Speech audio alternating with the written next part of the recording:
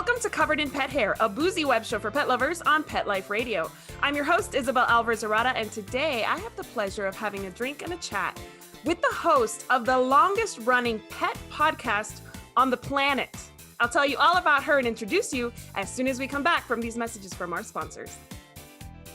Welcome back to Covered in Pet Hair. I'm your host, Isabel Arden, and today I have the pleasure of having a drink and a chat with a pet parent, a pet behavior expert, a cat and dog person. She's a best-selling author, a master certified pet first aid and CPR instructor. She's founder of Pet First Aid for You, which we'll talk about a little bit more in this episode. She's the host of Oh Behave on Pet Life Radio. Again, the longest running pet podcast since 2007, 14 years, longer than any other pet podcast in the world.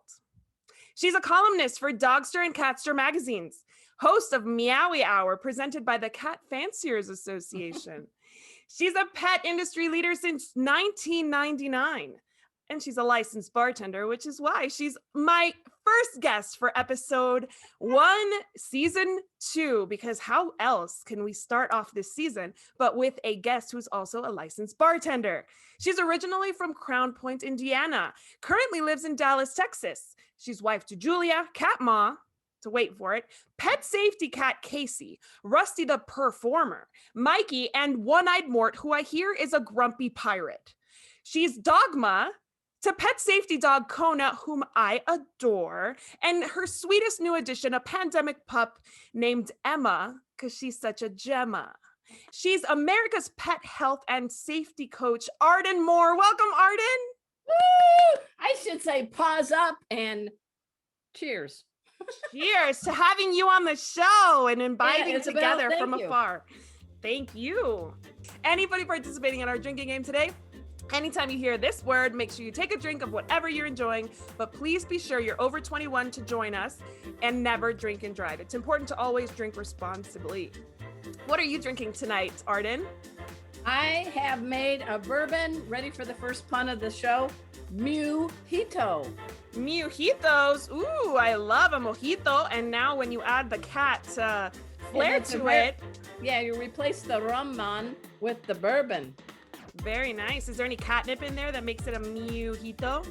If I did, all the cats would be sticking their nose in this right now. So for safety reasons, I know they're probably 21 in human years. No catnip today. Well, I'm having, and this is why I'm having a hard time speaking after taking that drink, I'm having a lemon drop martini, which is a little tart. A virtual toast. Cheers, cheers, ching ching, like my toddler likes to say. So this is a little bit tart, a little bit sweet, and it's delicious. So cheers to you. Thank you for being on the show. And I also want to toast to Mark Winter, our executive producer, who's joining us today. Mark, he is my radio husband. Yeah. I'm here. Mark. No, wait, I was trying to decide between having Chardonnay or Cabernet Sauvignon, but I ultimately decided on a mango, wait for it, Pitbullini.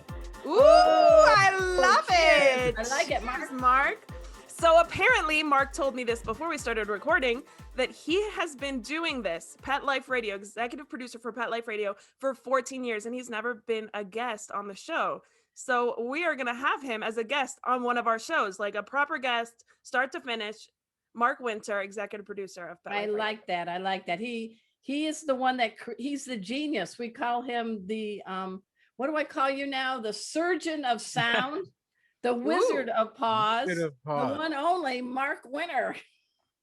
He is awesome. And the most patient man I've probably ever worked with in my life. Yeah, he's put up with me for 14 years. That's a big statement. With all of us and our technology woes. Well, before we go any further and speak about your relationship, because I am going to get into that and how you guys started working together and how Oh Behave came to be, I want to play a game with you because that's how I introduce the show all the time. This is a game that I've planned to have you play since I came up with the idea for this show. Wow. Yeah. I always knew you were going to be a guest, and I always knew we were going to play this because I know you're a licensed bartender. So this is called What Are They Having? Okay. Oh, great. What are they having? I want you to tell me a drink or cocktail. It could be beer, a cocktail, wine, that you'd be serving these humans based on their preference for pets. Okay. So I have a list here. According to Southern Living magazine, it's the most popular dog breeds of 2021. So I'm gonna read 10 dog breeds, and you're gonna tell me what their pet parents are ordering at Ard's Den. Okay. All right, and this is a timed game, so you have to go quick. All right? All right. You ready? Shoot. What are they having? The pet parent of a Labrador Retriever. They're having a rum and Coke. I like it. How about the pet parent of a German Shepherd? Ooh, that's got to have Jägermeister in it. Jägermeister. Just straight up drink it, baby. You're a dog. You're a big dog. A straight shot of Jaeger. I love it. All right. How about a Golden Retriever parent? A Golden Retriever parent needs something probably like a peach Bellini.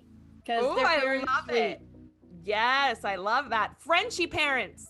Frenchie parent, I would say they're kind of sophisticated, so they need to have champagne, maybe with a little bit of cranberry in it or something, but it's got to be champagne. Got to have bubbles. You got the people from Paris. Champagne's got to be in it. Perfect. How about a Bulldog parent? Oh, Bulldog. Well, those are usually good shooters, you know? So I would say either like, Sex on the Beach, or, well, I can't remember the name, but yeah, Bulldogs need shots. Oh, shots. Okay, Poodle parents. Oh, I thought you just said poodle. No. Oh, I thought the first Bulldog. one was a poodle. No, the Labrador Retriever. No. Oh, okay. Have we started drinking? Well, because I said drinking too much yet. I said champagne because it was a poodle. Frenchie. Oh, that was a French Bulldog. Oh, yes. So the French Bulldog and the poodle both like to have things that are legit. So the only place that you can call champagne is from France. So it's got to be a drink with champagne. So for the poodle, I would say, oh my gosh, they make almond champagne. Have you ever had it? No. Oh, it's really good. That sounds like a sacrilege to me because I'm kind of a poodle person and I like a Veuve, as you can tell. Okay. I'm kind of a poodle person. I do love a poodle. I don't own any, but I do love them. How about a beagle person? Oh, beagle, I hear you. Something messy. Yeah. It's got to be a Jello shot or something like that you take time and you have to make it, and you make a mess, and you and your beagle go, woo, that was good. Something that you don't want anybody watching you take, correct? Right. All right. How about the next one? A Rottweiler owner. Rottweiler. They're manly. I would say a Guinness. Yeah, Ooh, Guinness. Okay. How about a German short hair pointer person? It's got to be something with black and white. So I would say you need to have something with coffee, like a nice coffee liqueur with what's a nice good white topper. You could do a little whipped cream with a little coffee, nice coffee liqueur. So you've got the black and white. Okay, that's actually kind of like what I'm having today when we take our shot today. How about a corgi parent? Woo! I say corgis are a cross between Robin Williams and the Three Stooges. So you better have a drink that is really, really, really good. So I'm going to do the one that I'm going to do a shot on, and that's a flaming Dr. Pepper, because only corgis can be trusted with flame shooters. They're that brilliant. Wow, that's a big statement there. That's a big. I had a corgi. You had me at corgi. I had a Pembroke named Jazz, and he was smarter than me, but I could outdrink him. All right, so my sister and my mom were involved when I was coming up with this game, and they're Schnauzer people. And even though Schnauzers, surprisingly, don't make the top 10 most popular dog breed list, my mom and my sister want to know what you think they're having. A Schnauzer, they're kind of yappy.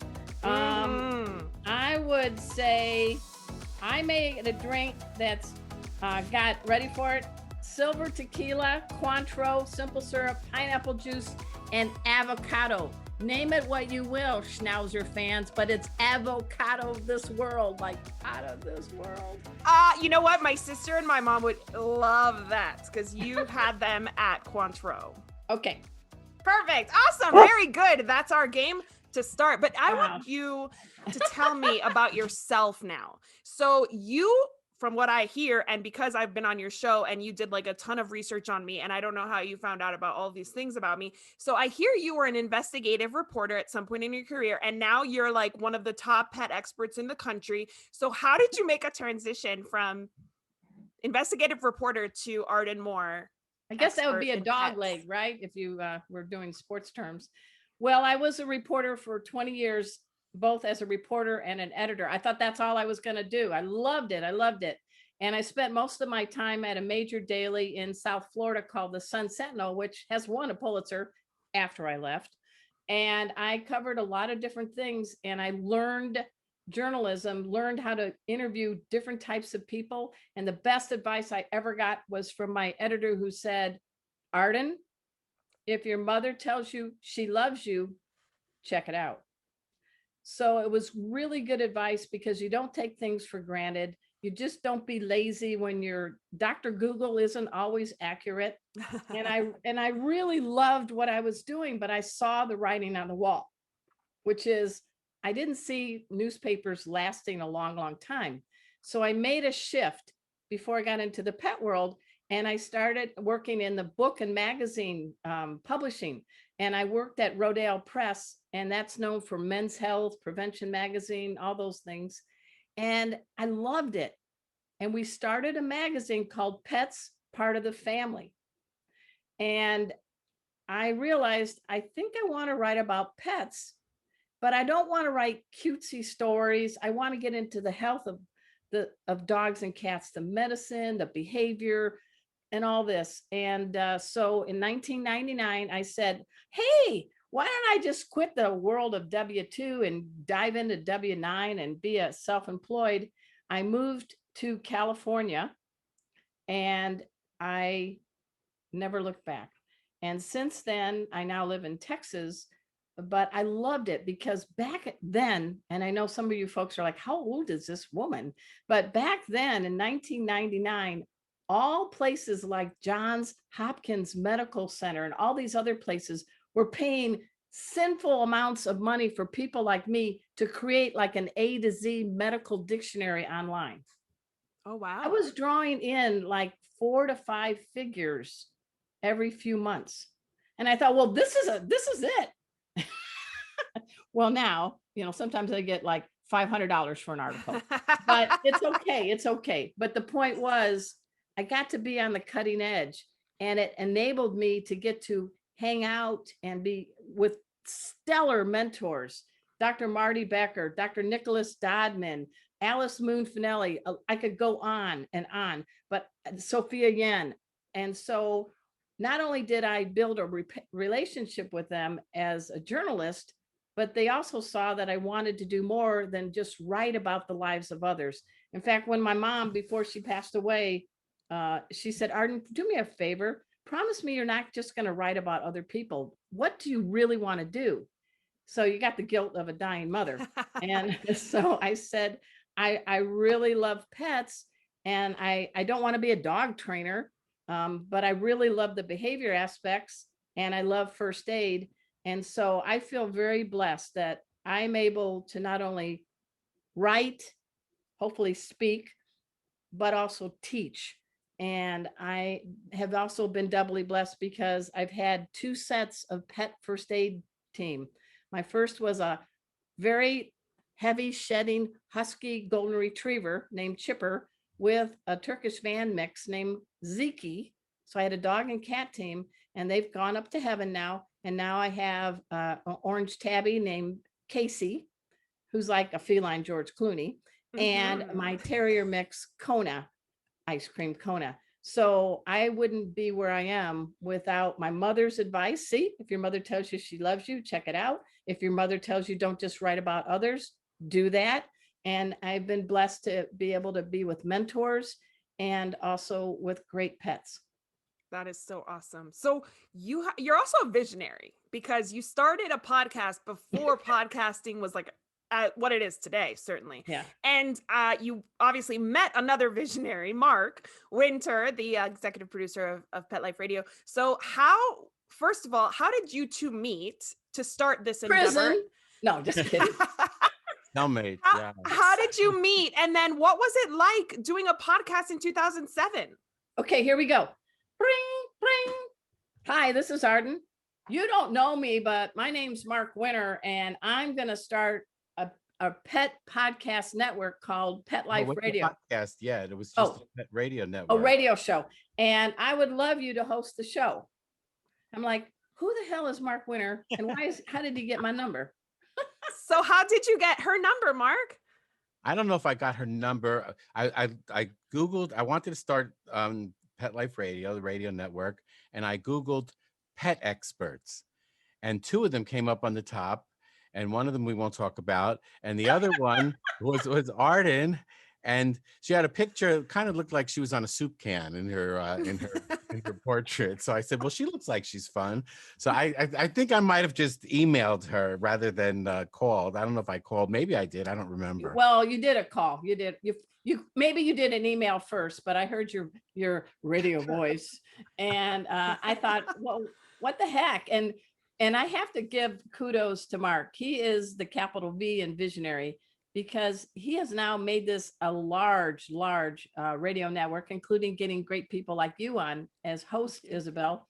And we started humbly with Skype, which we thought was, here, I'm going to shout out to people older than me. It was the bee's knees. It was. And, but oh my gosh, I'm so glad not to be on Skype anymore. We always had to do a prayer, right, Mark? Like, please, dear Skype God, especially back then.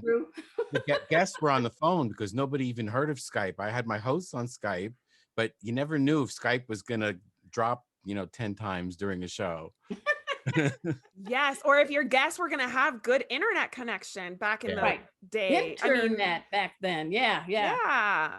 Oh so, my gosh. but you know what? You always have to have a plan B, a plan C, and a sense of humor. And I will say I can be my complete self with my radio husband. We're not married. No problem here. But I just feel like we problem solve together. And that's kind of nice. And you see teams, people working together for many, many years. And I think it's because we're willing to give it a try, and there's not a lot of ego between the two of us. Sometimes it does. Like when we first started and we were trying to name the show, both of us first were going to call it Bipedal. Oh, yeah. Of course, that wouldn't have been fair to the other animals. So, I mean, eventually we called it Oh Behave. But yeah, because then we were worried that people were thinking, because I'm gay, that I'm doing dogs and cats too. And I'm like, right. No, we don't want to put that out there. Yes, of course. My pets are neutered. But no, we thought about it, and we thought, well, I really want to talk about how do we get along with our dogs and cats. And that has a lot to do with behavior, both ours and our pets. 100%. And we didn't want to limit it to just a certain genre, like only dog trainers. We wanted not just be limited to what we were doing. We wanted to be able to interview celebrities. We wanted to interview big people in the pet world, but we also wanted to interview ordinary people doing awesome things for pets. And I think we stuck to that script. That is awesome. Well, I guess you're the longest running pet podcast on Pet Life Radio. And I think I just turned 90. Just kidding. And you just turned 90. And my show is the newest show, I think, on Pet Life Radio. So I want to propose a toast before we go to our commercial break. I want us to take a shot. Oh, but first, Arden is going to prepare a shot for us. Okay. So this is called, a lot of folks know it, it's called a flaming Dr. Pepper. So you do need to have a nice little flame gun. Ooh, all right, I'm going to turn the light off. Can you see the flame? Oh, yeah. Certainly can. Here we go. Get a nice, pretty shot glass. And you want to put 2/3 of the shot glass with amaretto. For all you Dr. Pepper fans, you're going to find out that there's absolutely no Dr. Pepper but the chemicals of putting amaretto with 151 rum will make it taste like an adult Dr. Pepper. So I'm adding the 151 rum. There's the flame. I see it. I see it. I'm gonna make a wish. Let us toast to Pet Life Radio. All right, cheers. Cheers to all the good shows up ahead. Better than any Dr. Pepper I've ever had. I'm having a little bit of an espresso. I call it a pick-me-up. It's equal parts espresso, equal parts French vanilla Kahlua, chilled, and it'll make me do the zoomies here soon. So we will be right back after these messages from our sponsors. Welcome back to Covered in Pet Hair. I'm your host, Isabel Alvarez-Arada, and today I am interviewing Arden Moore, the Arden Moore, who, if you have ever met her at any conference or class that she hosts or she teaches or she is the keynote speaker at, because she's done it all, you probably have met some of her pets. So I'm going to ask her some travel with pets questions. But first, I'm going to keep digging into her experience as a licensed bartender. And this game, it's called Bar Cat. And since we talked about dogs in the first half of the show, now we're going to talk about cats. And we're going to pretend, keyword pretend, that cats can have cocktails. Please, audience, never give your cats cocktails. It's not funny, nor is it safe. But we're going to pretend that cats can go up to a bar and order a drink, and I'm going to give you a breed of cat. Oh, great. Which I actually took these breeds off of the Cat Fanciers Association website. Uh-oh. Okay. I did. And I'm going to ask you what they are going to be ordering at Ard's Den. Are you ready? Yes. All right. The first one. What is a Bengal cat ordering? Ooh, Bengal. You got to have something that's got orange in it. I call it the Bengal Kitty Classic. It has brandy, orange bitters, orange juice, club soda, and an orange wedge for garnish. Ooh, that sounds delicious. I'll be drinking that with them. All right, next one, a Siamese. Ooh, Siamese. We would do the Flame Point Delight because Siamese cats have flame point, and that you're gonna love this one. It has Kahlua, Bailey's, Grand Marnier, 151 rum. Oh my gosh, that's like, I'll drink that and go straight to take a nap with the cat. Say goodnight. Cat nap time. Cat nap time. All right. How about an American short hair? I would probably do American short hair. That's kind of a black and white. So I would do this drink. I called it the Tuxedo Cat, but it has cucumbers, blackberries, vodka, and tonic water. And it kind of gives like a black and white look. Yeah. Ooh, very cool. How about a Maine Coon? Ooh, Maine Coon. They're secure in their size. So I would probably give them the pink Meow Mommy Martini, which would be pink grapefruit juice, champagne or sparkling water, and let's throw in a shot of vodka because it is a Maine Coon. They're big dudes. Okay, a double shot for the Maine Coon. All right, how about a Himalayan? Oh, Himalayan. Let's see. Himalayan, I think they're very sweet. So let's do an ice cream drink. Ooh. So you could get a scoop of ice cream, a cup of Guinness, a little bit of Bailey's, some chocolate syrup, drizzle all in a tall glass, and watch your cat as you lap that drink down.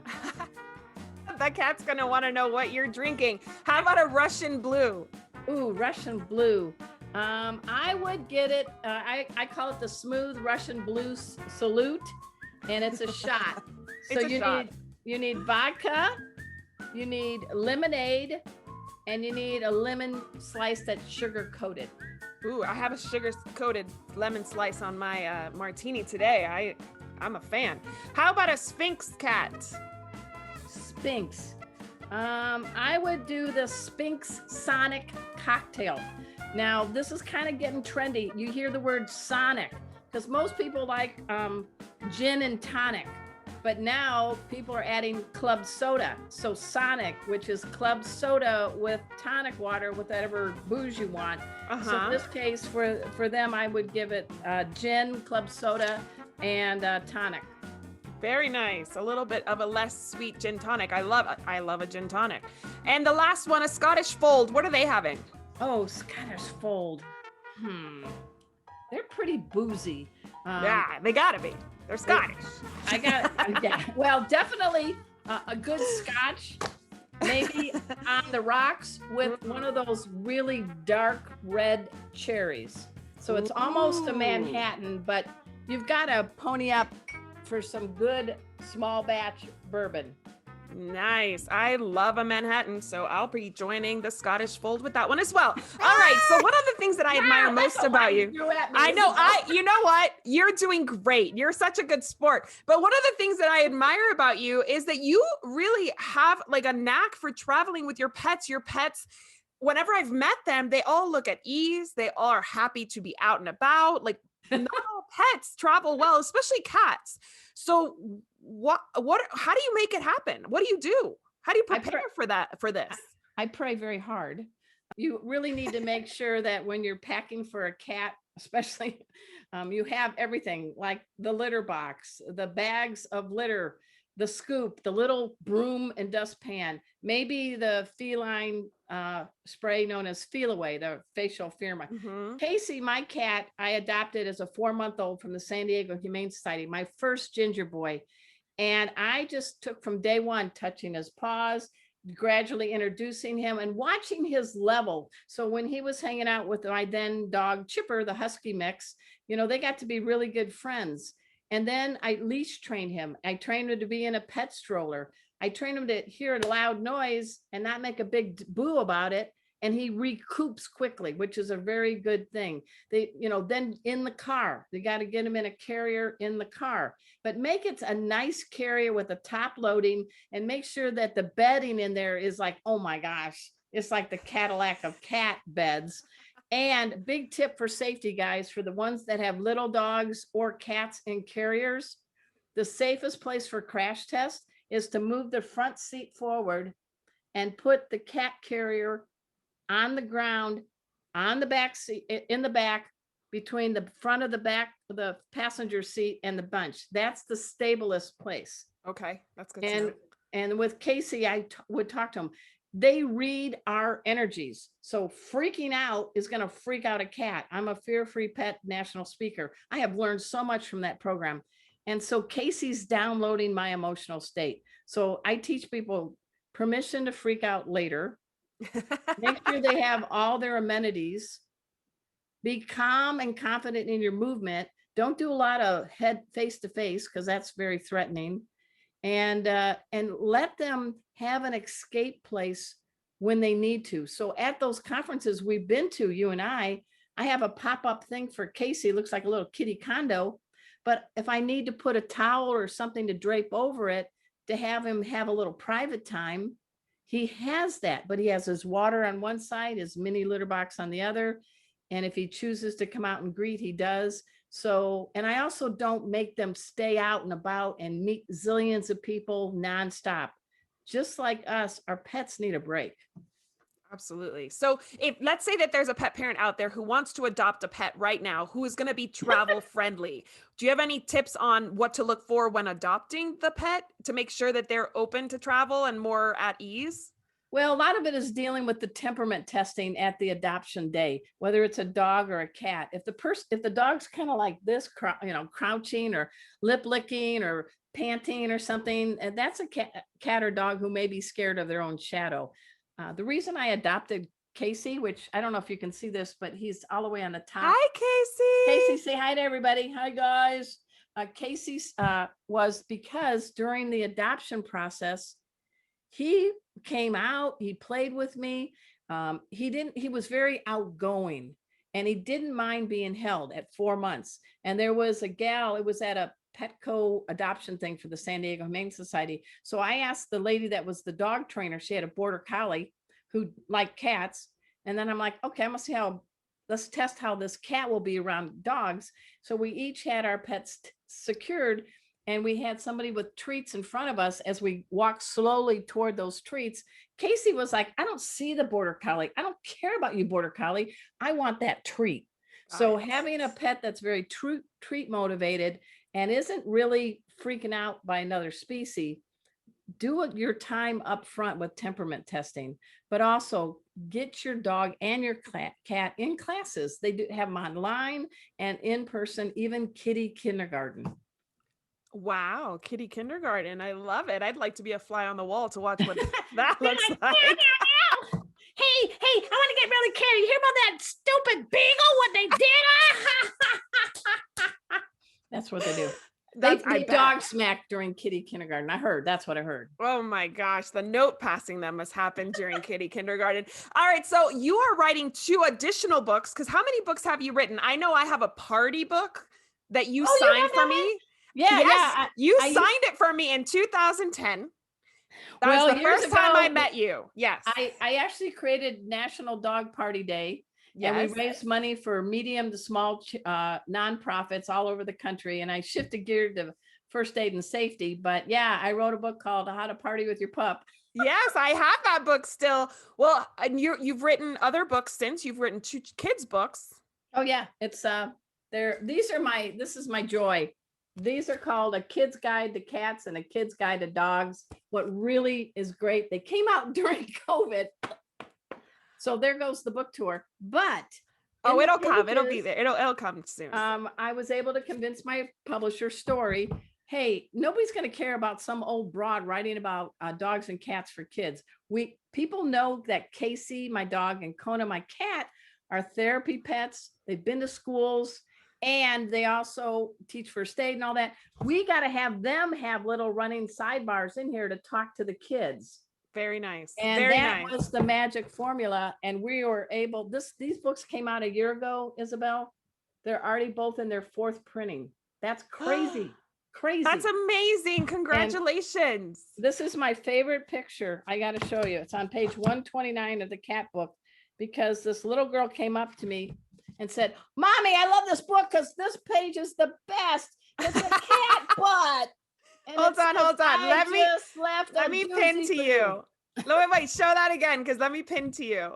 Okay, this is, I know, I'm really influencing the next generation. This is a cat butt. What does the little note say? I just left a doozy for you. Because I teach kids how to be poopologists. Pay attention to the poop and the pee, and let your mom and dad know if things are not looking good. So kids are smart. I mean, they really are. They really are. Yours is going to be a genius. I know. My son is already a poopologist. Yeah, we talk about poo a lot. And my 17-month-old already picks up the dog's poos outside. Nice. With a poo bag. Let's be clear, the right way, the proper way. She's wow. We start them young. Knock on wood. Nobody's ever picked it up with a bare. Well, that's not true. It happened once, but nobody's eaten dog poo out back. Not yet. Let's knock on wood. All right. So tell us about your new books that you're working on right now. Well, I feel like I'm an old lady, but back in 2005, before Mark and I met, before podcasting, I wrote these books called, I'll show you the dog one. Oh, here they are. These were like really chunky. They were called the Dog Behavior Answer Book and the Cat Behavior Answer Book. And they were question and answers. And I got to go on a 50-city book tour. It was really good. Well, since I did so well with these kid books, of course, timing is everything. I call my publisher and say, gee, guys, can we kind of update these boring designed books that, have sold 150,000 copies, and the timing was right. And so it's going to be the size of these books with graphics. And this is just mock-ups, but this is what the cat book is going to look like. And I got Casey on the cover. Look at Casey. And we got KONA on the cover for the dog one. Oh, and I see a corgi there. Is that your corgi? No, but influence. In honor of Jazz, yeah. So it's great. I had to do a photo shoot with my dog and cat with, her name is Adelie Samuel. She's a great photographer in Dallas. And we did a photo shoot with my dogs and cats. And the publisher loved the photo shoot. So I said, look, just like I said with the kids in the kid books, we got to have Kona and Casey on the covers again to help sales, because people know Kona and Casey and they're helping kids. Kids love them. So one of those pets are going to be are my pets, and that's a great thing. And are you going to put some info on traveling with pets in there so that all of us can learn from you? It's already written, and they're doing their little magic on the creating the design, and they're both coming out in January 2022. That is amazing. Well, thank you so much. I've got to wrap it up. Otherwise, we could drink and talk all day. But I want you to tell us how our audience can learn more about you and all of your projects, including your pet first aid classes. They can just go to my name, ardenmoore.com, ARDENMOORE. And for Vanna White fans, this is the name of my pet first aid thing with the .com. And go to either Instagram or Arden Knows Pets or Facebook, Arden Moore. And I'd love to hang out and see you guys. And Isabel, I'm really proud of you. You're quite a force to reckon with, and a good reckon, I reckon. Well, thank you very much. It's been such a pleasure having you on the show today. We'll have to do it again. And Mark, you are going to be my guest. I want to propose a toast to you, Arden, for all of the awesome education you're giving to all pet parents out there and all of the awesome things that are yet to come for you. Here's to you, and everything you touch, may it turn to gold. Or may it turn to bark and meow. May it turn to freeze-dried treats or something very, very high level. Hey, thank you so much for inviting me on your show. I know you're going to just keep getting better and better and better. And 14 years from now, we'll be back on and say, I remember your first show. I hope so. We're going to be at the Emmys. Ooh, that'd be great. Well, let's toast to it. Our executive producer, Mark Winter, together. Who's going to get us to the Emmys? Cheers, yes. Mark, to you. Cheers, Mark. Sure. Love you, Mark. You too. Cheers. Cheers, cheers. And here's to our audience. Thank you for listening to us on Pet Life Radio and watching on YouTube. Here's to a life covered in pet hair, because there's no better way to live. Cheers. To learn more about Covered in Pet Hair, please visit coveredinpethair.com or petliferadio.com. Thanks for watching, and we'll see you next time.